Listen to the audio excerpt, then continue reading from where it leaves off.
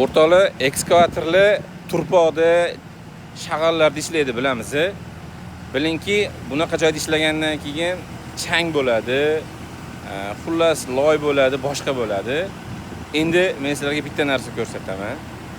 Bunaqa texnika juda ham kam chiqadi. Qaranglar.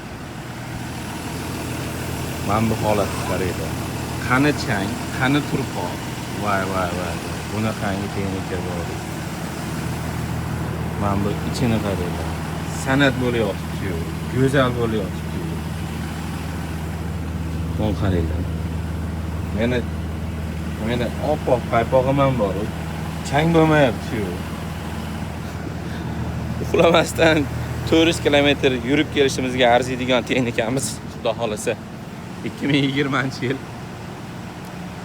7000 soat ishlagan, 7700 soat ishlagan ushbu texnikamiz inshaalloh olindi-yu sotildi Qozog'istonga.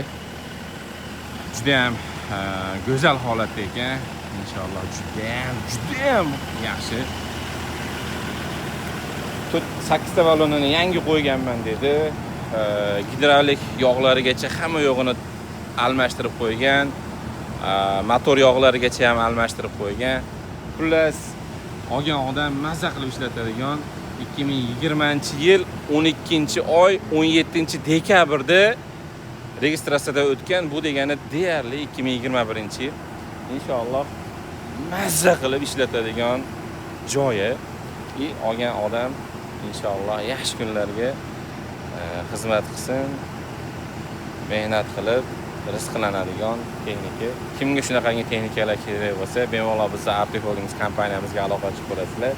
Xudo xolasa tez kunda dokumentlarini rasmiylashtirib, Arctic Logistik kompaniyamiz orqali Qozog'istonning Chimkent shahriga vizillatib yetkazib beramiz. Aloqa qilib ko'rasizlar. Inshaalloh juda ham xursandmiz. Sog' bo'linglar, salomat bo'linglar.